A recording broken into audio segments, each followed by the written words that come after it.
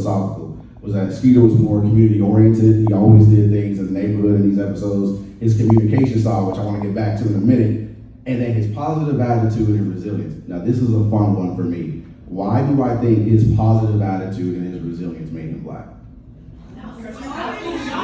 This shit ain't for the week. Right. See, that right there, the amount of times I said, there used to be people who like, I try not to be an asshole to my friends a lot of times, especially my non-black friends, but it's a lot of times they'll complain about something. And I remember Samuel L. Jackson saying, nigga, that's just another Tuesday for us. And I really like that because I just thought that no matter what Skeeter went through, no matter what, like Doug would treat him bad, BB didn't want to talk to him, Patty was giving him no play, and Roger was throwing him in lockers, and Skeeter never around. And he took that shit on the chin and kept it pushing. Whereas Doug was like, dear Journal, like he was just crying every episode. He was crying about something. And Skeeter, he just hit his corner, he dribbled the balls, and I just thought that was me because I was a small dude growing up, so I was really a lot growing up. But the one thing nobody ever said was like, man, you'll never let that shit bother you. And I was like, because why would it? Like this is just life. Like what else you want me to do? And the more I talked to black people, the more I would have more friends,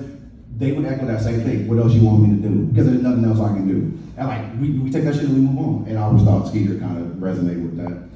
What about his communication style? Do y'all think that's a fair attribute for Skeeter? Do you think the fact that he had his own vernacular did something to make him stand out from everybody else? Why is that? Explain. Well, think about it. We always have come up with our own vernacular, the way we talk from. Because, for instance, the way you talk to this crowd would be completely different if we were all white now. Absolutely. No doubt. Yeah. That's true. Yeah, I always thought there was, and even if you go back and you watch some of the episodes, the way Skeeter talked to Doug was very different than where Skeeter talked to Roger. Like it was very different. With Doug, he got his comfort, like his guard was down, he was vulnerable. Because it's like, I tell her sometimes, I tell some of my, especially my female friends, it's like, I didn't grow up thinking I could be emotional or I could be vulnerable. And then the older I got, and the more black friends I got, I'm like, bro, we having a shared experience right now. Like, we all just, as I heard, trying to be tough. Sometimes I just want to cry, bro. Like, and I always felt like Skeeter laid his guard down, and that shit never bothered him. So I thought that was cool. So, how's the panel so far? Am I doing a good job? Is that okay, cool. Thank you. I appreciate that validation. All right, Piccolo. Why Piccolo is going on top?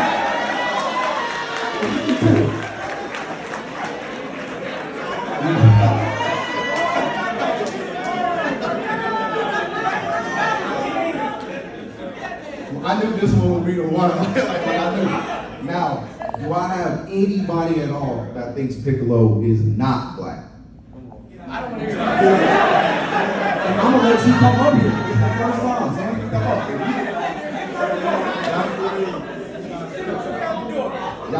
Yeah. So everybody in this room thinks Piccolo is black. Yeah. I thought it was gonna be more difficult. Yeah, I know. Nothing to think about. Nothing to think about. Hey, no, but let's just get into it. Again, my panel, I'm gonna hit you with some serious, I'm gonna hit you with some funny. This is gonna be one of them serious ones.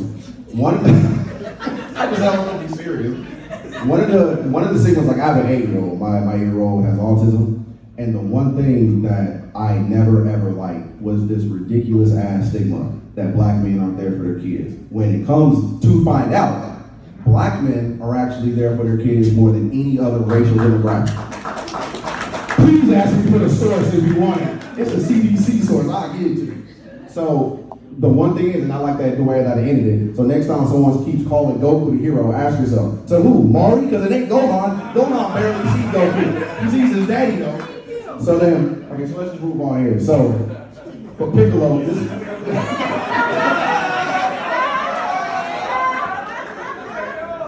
Fun fact, bonus points if somebody can tell me what that clip is from. Who was that? Nah, I ain't you. You know that ain't you. Yeah, wait, hold on. You said a different world. Yeah, exactly. So Tupac played a character named Piccolo in a different world. We're done. Next. So another thing too, and y'all kind of alluded to that when y'all were mentioning parents and this, that, and the other, role of a mentor and protector. I don't know many people can say what they want about black parents. Don't nobody hold their kids down, in my opinion, and the way that I grew up, like my black mom and my black dad. Like I had my parents were like, I hate you, mom. Man, let me say some shit like that to my mom and dad, bro. It was not fun. And you know, and even to this day, you know, I can text my dad, you know, just be like, I love you. He'd be like, I love you too. You good? I'm good. Okay, you need me to call you? No, I'm good. All right, bye. I never had that relationship with my dad growing up. I got it now though, and it just makes me think of like that with Piccolo. Piccolo never had a great relationship with Gohan. He has an amazing one now. Like Gohan would invite Piccolo to the cookout before Goku, and that's all I needed to know. But one thing too, like that I thought was pretty interesting, was a sense of identity and self-discovery. Now, question and comment. We are all in this room because we all play video games, we're nerds, we watch anime. Does anybody think they know what I'm talking about when I say they struggle with their sense of identity liking that stuff where you grew up, being black? Yeah. See, and that's exactly what I thought. I thought I went years never letting people know that I like Dragon Ball Z, that I like my Super Nintendo, that I like Yu-Gi-Oh cards and going to Books A Million and trading Pokemon. Like I went years and didn't tell anybody. Only to find out those same people bullying me for it had holographic Charizards and Dark Magicians. And I'm like, bro, we could have been cool, like, you know? So, can somebody, if somebody's comfortable enough, can somebody share an example of having to deal with your sense of identity and discovering yourself as you got older? Okay, great. So, I was in high school. I'm from Mississippi. I'm from Tupelo, Mississippi, which literally... Shout out, Mississippi. Right. So, you just drive through there. So, I was in high school, like, love anime. Like, I would be the one to go to the library and be on the computer watching or reading manga. Like, the early days were the longest shit to watch every single page. Where you didn't scroll down, you had to click every single fucking page. So, with that, I went to, like, a majority white high school. So, just being a black girl in a majority white high school, not having my hair like this, like, as soon as somebody would come into the fucking library, I would dip, like, gone. But I went to Tuskegee University. I got my friend here from Tuskegee University. Like, hey, yo, we on watchcartoons.com. Like, check this anime out, check this out. We met online because, like, hey, don't spoil One Piece for me. Like, I'm on an anime. You reading the manga, you were ahead of me. But definitely helping me come into my own and understand, like, hey, like, I'm this young black woman who really fucks with anime and manga, and just to see the support and just the population grow, the masses, like, hey, like, we rock with each other, we all here. So that's just Appreciate it.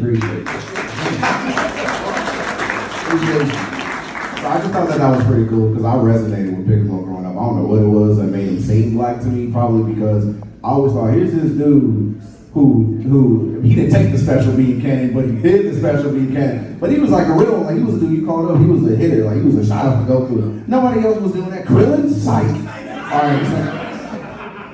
Alright, so these are just some other quick ones. I'm gonna just blast through these because you kind of hit on that and we kind of touched on that, talking about dual identity.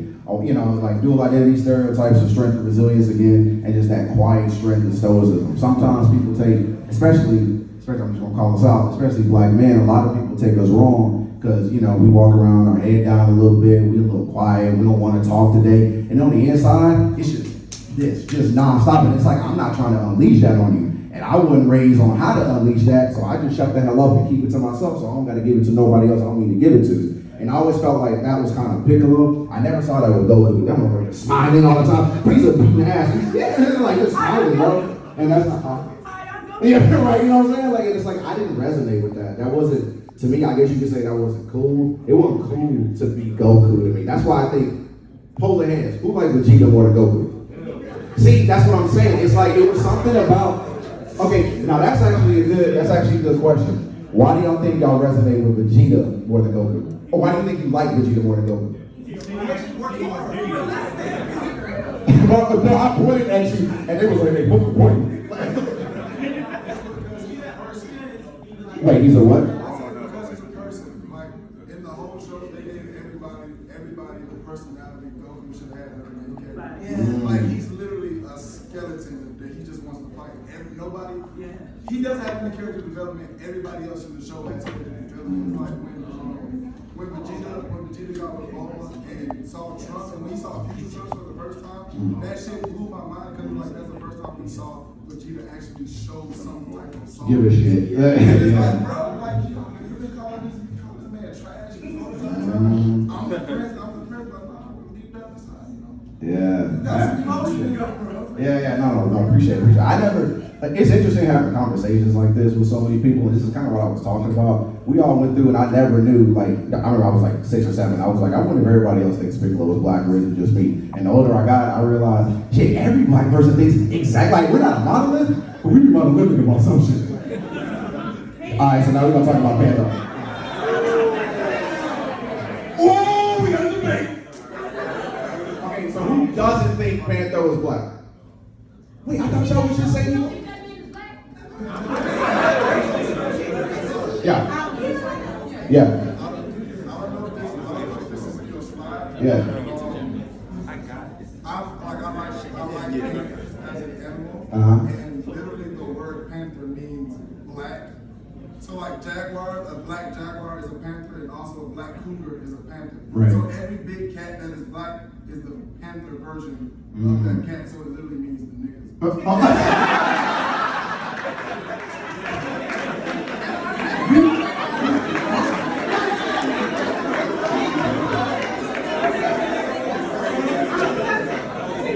You said all of that philosophical shit to get on the niggas.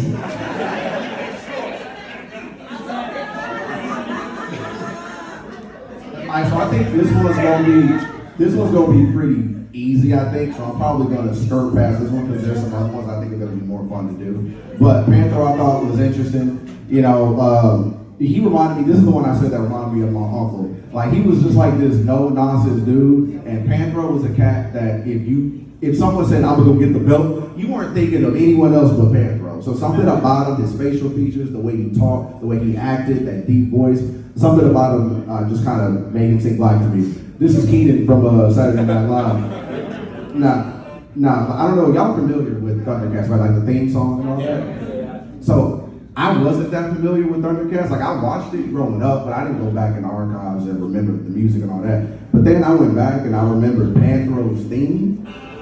Listen to this, bro.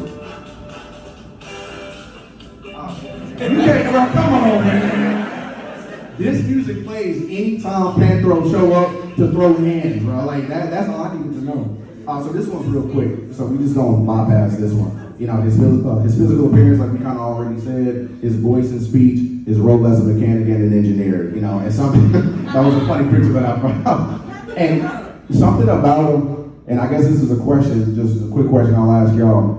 Why does a character like Panthro come off as street smart, but no other cat did? What made Panthro street smart? He had common sense. Common sense?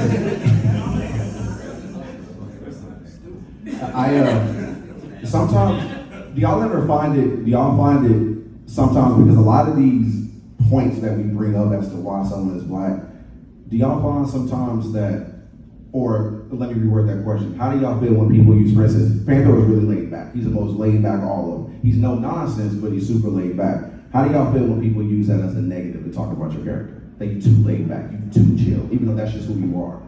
What do you say to someone who does that? Like, what's your reaction to that? Continue to be chill. So that was actually, so that was a trick question. I asked, maybe, because when I did this, when I was building this PowerPoint, I wanted to make sure I wasn't saying nothing out of pocket. I didn't want to say nothing that was going to offend anybody, even though this is just my truth. But I asked a group of Asian people that same question. I asked a group of white people that same question. I asked a group of Mexicans that same question. Y'all are the only people that said, keep it moving. Every other group said, well, why would they think that? Well, here was how I would change their mind. Well, here was why I think that's the wrong thing to think. Well, y'all are the only people that said, what the fuck you want to do about it? It is what it is. So give yourself a round of applause, bro, for not giving this shit. Really, that was a trick question. I knew y'all was going to answer that. So that's good. Exactly. Because I ain't going to change nobody's mind. It's just going to change you. All right, so we're going to do a group of people here now.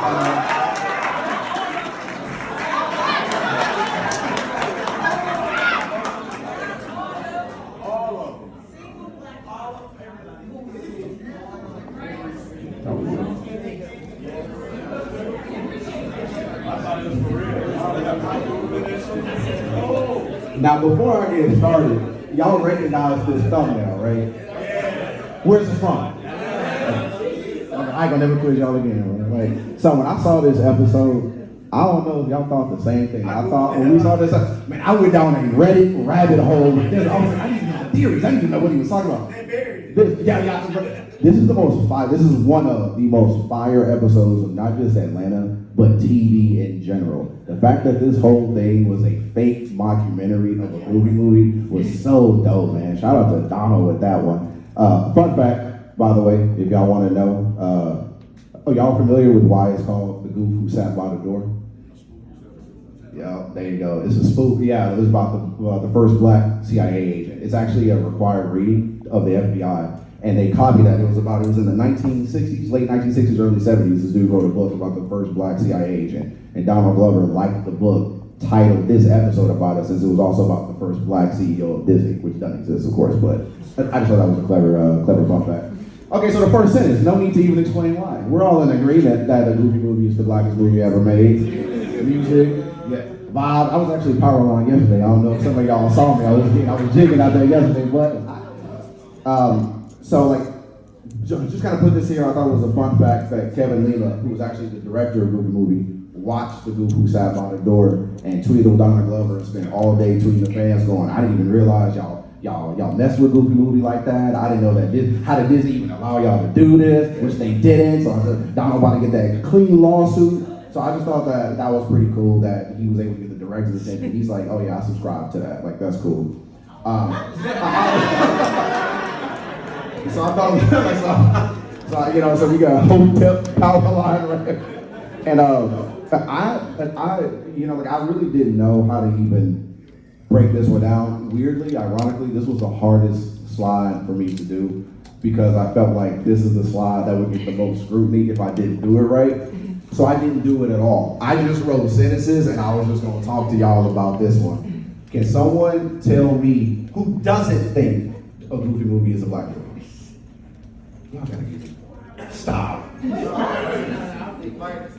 I don't see Goofy as being black. Yeah. I don't see. Hey. You wanna go? I'm gonna get roasted if you go under it. You was talking like your Pedro.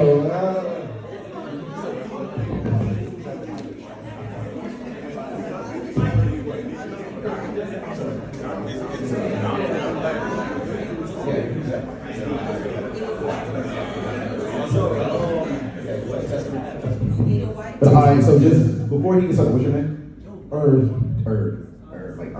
What a coincidence. So everyone, for anybody that doesn't know or doesn't know why he up here, doesn't think a Goofy movie is black, or you don't think Goofy is black.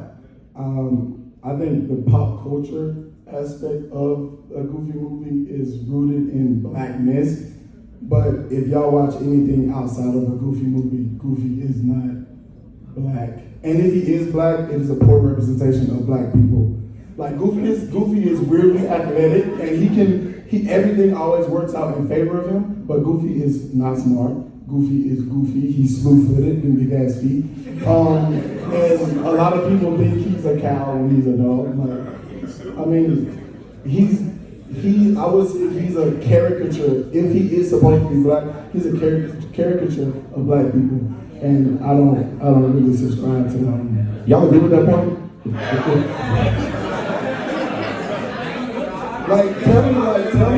Tell me something that is positive about Goofy that y'all see. Wait. Before y'all answer that. You said something. Say that. I want to hear that again. I feel like the Goofy movie, they black, but I feel like because he's originally with like Donald and Mickey is why you don't see him as black. Because I mean, he would. So like he's originally with that. But the Goofy movie, that nigga's black. What about an extremely Goofy movie? What about an extremely Goofy movie? I feel like he's blacker now that he's skating and hanging with his Wait, whoever's yelling, can you stand up? Can you just stand up? He can't hear you. Can you stand up? I said an extremely Goofy movie who's actually seeking higher education. Why are we not focusing on that aspect though? My brother. Because that's not blackness. We're not. Listen.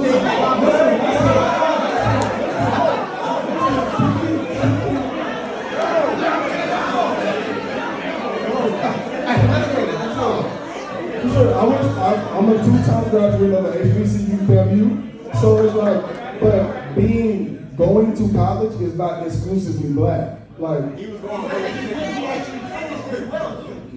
I think what I'm hearing is because there are no graduates. There are no graduates in my family except my brother. My younger brother is the first person in my family to graduate college, and I was supposed to be, but I'm an idiot, so I dropped out. But I'm just playing. But one thing that I noticed was my dad was silly. My mom always made me laugh. We did whatever we had to do, but that was kind of their goofiness was a point of not letting me know my surroundings. So for example, I heard a Lupe Fiasco lyric where he said that his mom bought a video game so that he would never know he was poor. And that line resonates with me because we didn't have shit, but I never knew it. I never knew we were broke. If you ask me, I thought we were rich. Only until I got older, I realized how poor we were and how much he struggled. And so then I think of a Goofy movie, and I think of someone like Goofy who's so aloof, who's so goofy, who's so silly. My thought is, well, he's doing that so Max may not know where he comes, like his surroundings. Like, it's a distraction. He doesn't want his son to see the hardships Goofy has gone through. Because all you're able to see is Mickey. It's Mickey this, it's Minnie that, it's Pluto this, and Goofy's kind of this outcast who kind of has to work his way up. Goofy's the only working person in Mickey Mouse. He's the only person who has a son that he cares for. He's the only one, you know what I'm saying? So I just think he's the only one with character development again. Yeah. As a character, like when it comes to writing, they always stay strong to the comedic aspect of it, and that's usually what people cling to. So of course he became the most popular outside of Mickey because people will y'all watch a Donald Duck movie with just Donald Duck?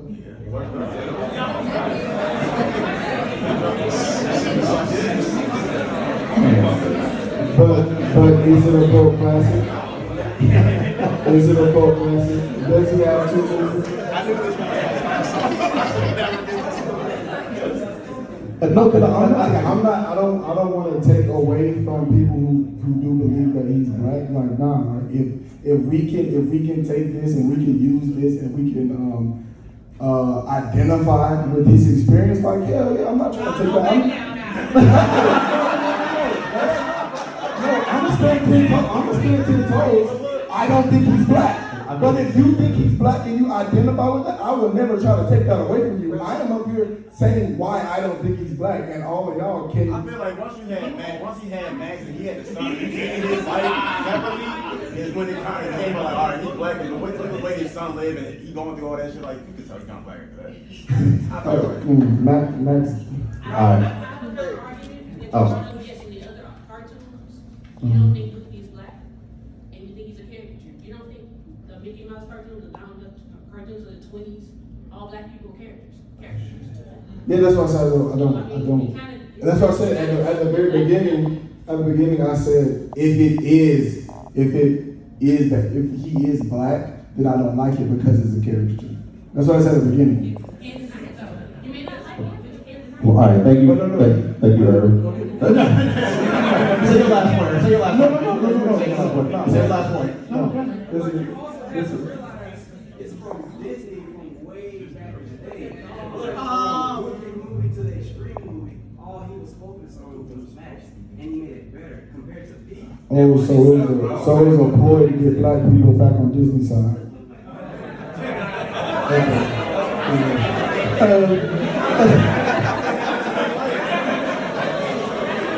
Y'all leave her alone, man. Thank you for being brave enough to come up here.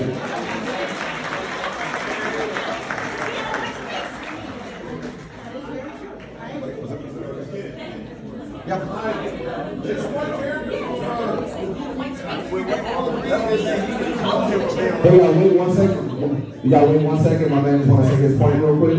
Go ahead, bro. I think one character we can all agree from the Goofy movie who is not black is the dude who was just straight up eating cheese. With the out of cheese, his mouth. yeah. Wait, you don't think wait, what was he? Not that I'm saying he's black, but what was he? He was. That's a white boy. White boy. That's a white boy.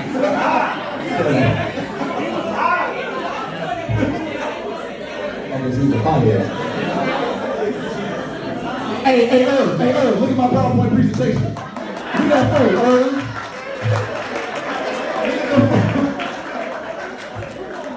Not just playing, Irv. I know you do this. Now I don't even know where to go with this one. That bag of wood took the air and I don't even know how to get it back.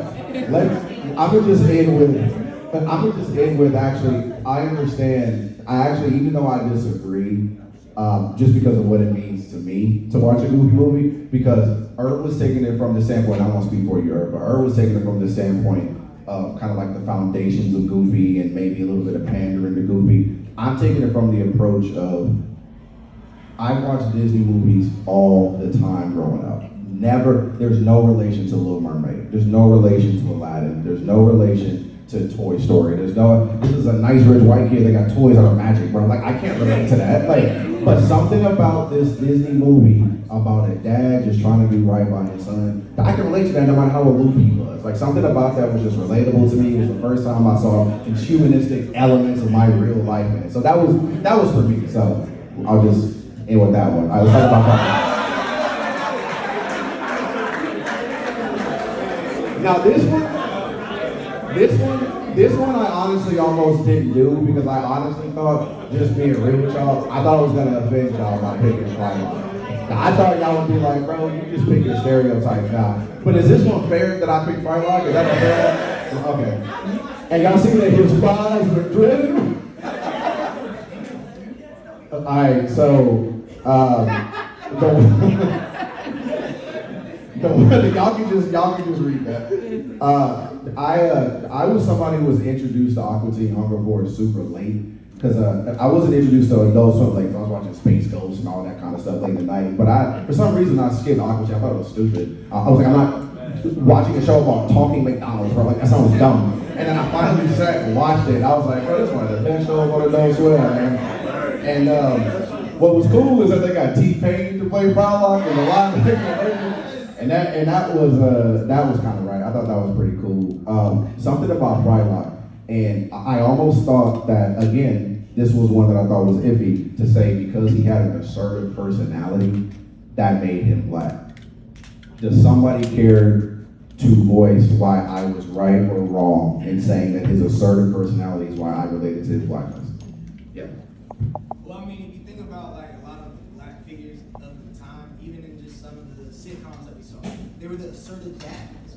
So it's like when you think of and then even just Panther, he was the assertiveness character because, I mean, even in the negative sense of what we are ideally seen as black people, we're seen as aggressive and scary and big and mean on the negative side. And then when we can look at us, contextually and look at us as a people, and you can see like, oh, these communities are actually developed with strong, powerful male leads, especially if you're looking at like the 60s. And again, not discounting the females that were very leading forward, but in this kind of representation, that assertive personality is something that we as a culture needed in our households. Yep.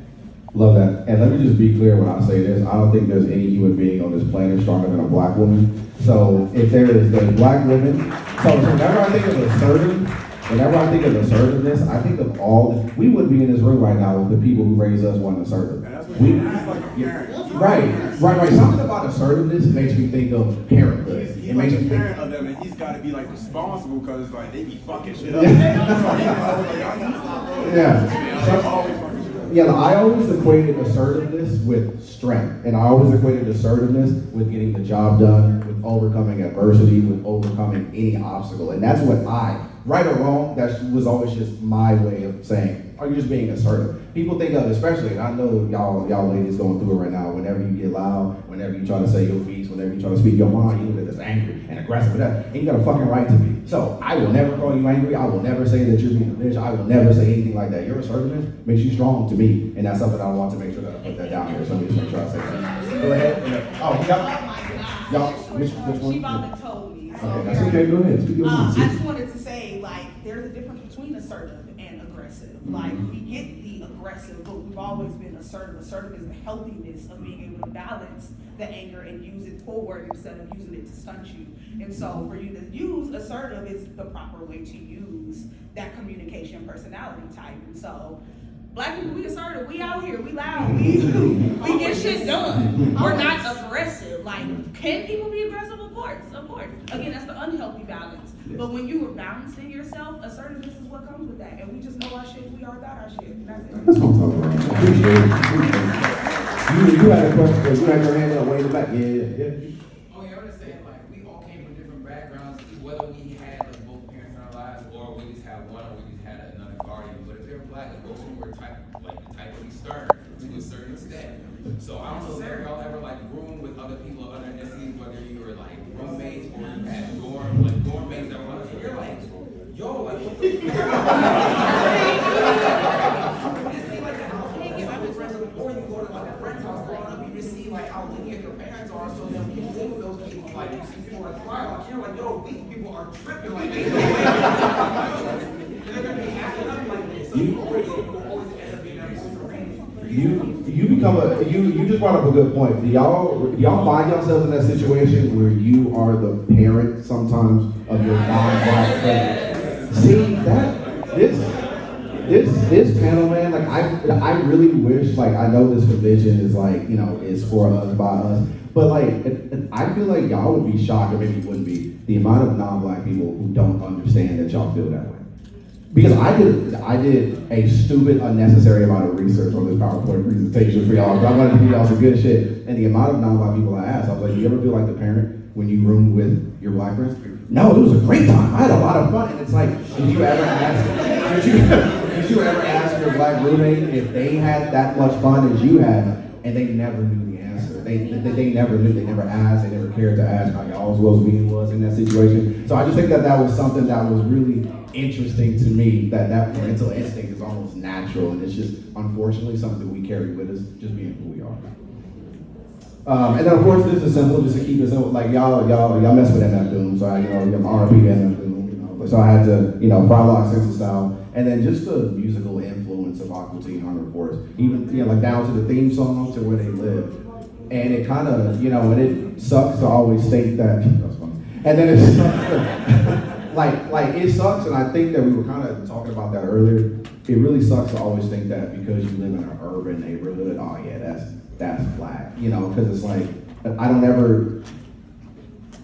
I'm trying to be sensitive when I say this, but it's like we see something like Aqua Teen Hunger Force, and we see the graffiti, and we see how cool it is and fun it is, and it's like it's real fire and it's dope, but it's like they were all poor, and they were all in a shitty house, in a shitty neighborhood, and there was shootings every day. And then on one hand, I'm like, oh no, I don't want to be associated with that. Like, that's really bad. Like, I don't want people to think that that's all I am. But then on the other hand, it's like, I've learned to just not be embarrassed where I came from. That's where I came from. That's who I am. And where we came from, and I used to have to tell my friends this, it's like, does it ever bother you? Was that ever scary? Was that ever a thing? And it's like, well, it got me to where I am today. It got me to sit here in front of y'all. It got y'all to sit here in front of me, so we must have done all right. So, I always think that it ain't where you come from. It's what you do with it when you leave. So, appreciate that. And then we got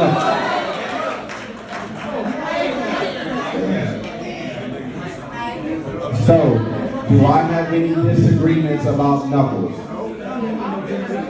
Okay, so I did my homework, right? Okay, good. I did my homework. Okay. Did anybody play Sonic Adventure 2? Yeah. Okay, y'all settle the debate for me. I ain't gonna say her name in this room right now, but can y'all settle the debate that Sonic Adventure 2 was the best Sonic game ever made? Wait, whoa. Why not? Why not? You said no? I said well, because I didn't play Sonic Frontiers, but I heard that was real good. Why are you talking about? That was one on DreamCon. Yeah, the one where you have the memory card and you can do the child card. My child was always quick. So there was a fun fact I actually didn't know, and this is me revoking my gamer card, but I didn't realize that Knuckles' shoes were based on the fact that he was going to be a Rastafarian. animal, he was gonna have a Jamaican accent, and I actually didn't know that, but that's why his shoes are red, yellow, and green, is because he's gonna be Rastafari. So I thought that was pretty cool. Also, fun fact I found out, that little thing that he got that looked like a boomerang on his chest was originally supposed to be a Nike symbol, because Sega and Nike entered into a partnership, and Sega wanted a way, or Nike wanted a way for Sega to incorporate their Nike logo in a video game. And they were like, why don't you just slap it on Knuckles, because he's fast and he seems cool. And so they were gonna do that. Now that deal fell through, so they moved the switch to look normal. But I thought that was kind of interesting that Knuckles was gonna have a Nike logo on his chest. I thought that was kind of fire. All right, so one thing that was interesting to me about Knuckles, especially before I played Sonic Adventure 2, I had always seen Knuckles, and something about his attitude and the way he acted just resonated with me. But then I played Sonic Adventure 2, and then I started hearing all the different rap music that would come on every time he played his level. Quick question, is it stereotypical or is it an accurate portrayal to resonate hip-hop music with black and being cool? Does that do more damage, or does that do more good, or is it neutral? It does nothing. It doesn't make you cool. Okay. I was on Reddit wondering if other people who thought Knuckles was black, and no one could understand why just because Knuckles had hip-hop music, that would make black people resonate with him. And it was confusing to me, because I would think that it's pretty obvious that if every time this person showed up on the screen, B.I.G. started playing, like I'd be like, okay, well then yeah, that's a brother, like that's easy. But they were saying some pretty negative things about it, so I wanted to ask y'all, is that a negative to say, well, we want this person to be black, so we're gonna put a hip hop soundtrack behind it? Go ahead. Well, I mean, think about how much of a, No, think about it, about the role in literal history that hip hop has played when it comes to the black experience. How it's gotten, or how it's been almost a mesh with the way we're portrayed, with, how do you put this, with some protests and stuff that have helped us build to where we are today. There is definitely some overlap with the existence of hip hop, rap, and the black experience. It's definitely draw us to that character if we want to hear something that we resonate with. Yeah, like anytime Sonic played, it was NSYNC playing, and it's like, I'm not gonna resonate to that, even if NSYNC is kind of fire. Like, I'm not gonna resonate with that like I would, you know, some other character. But did you want to say something? She pretty much hit the nail on the head. I was gonna add an extra to Knuckles, is that he is very in touch with his ancestors. Yeah. Like, there you go. Look, he don't play when it comes to that master era. If one piece is missing, he traveled the world to get it. Yeah, absolutely. I like that. Yeah. One thing I said about Knuckles too, you know, I don't know if I realized as a child, but like playing Sonic once I got older, two threads in Knuckles' story is always trying to get back what's stolen from him, and then also his individualism is a result of people taking advantage of him and being naive. And so I think that's something that most black people can identify with as well, because Knuckles is also very trusting, naturally I would say, and then people use it kind of naivety to get over him. I think that happens with black people all the time, right? And so I think there's some level of connection with Knuckles. That's solid, brother. That's a solid announcement. Somebody else had their hand up, I thought. Oh, no? Okay. All right, so my panel is wrapping up. This has been the most fun I've had in all of DreamCon. I gotta be honest. It was cool watching the crew battle and all that from 30 miles away. This is way more fun. This is way more fun for me, man. So I just want to appreciate y'all being here. These are honorable mentions. This is gonna be where I just rapid fire everyone that I think is black, and I have about 10 names. So we're not debating, because I'm not gonna debate with you. It's what it is. So let's just go ahead and knock these out real quick. So Arthur, black. Darwin, black. Franklin, black.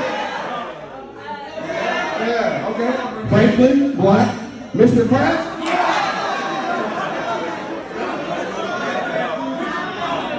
We a little shaky.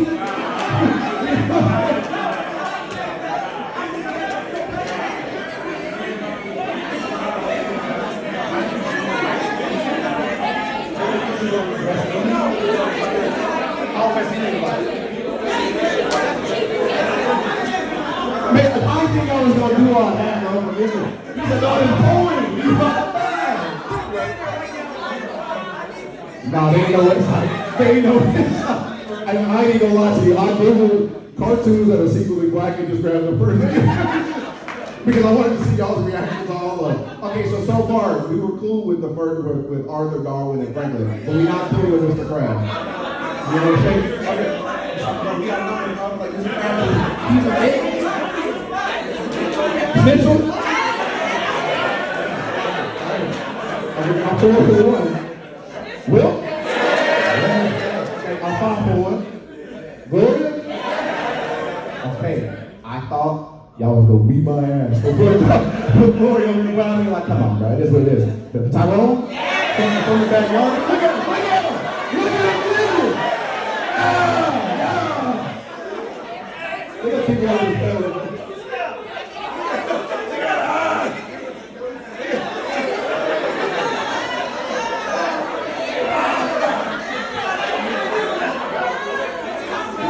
Now the one thing that I'm expecting is some Tyrone cosplays next DreamCon. I want to see them. Martian Manhunter? Yeah. All right, y'all. That's it. Appreciate y'all. Right? Stop his breath,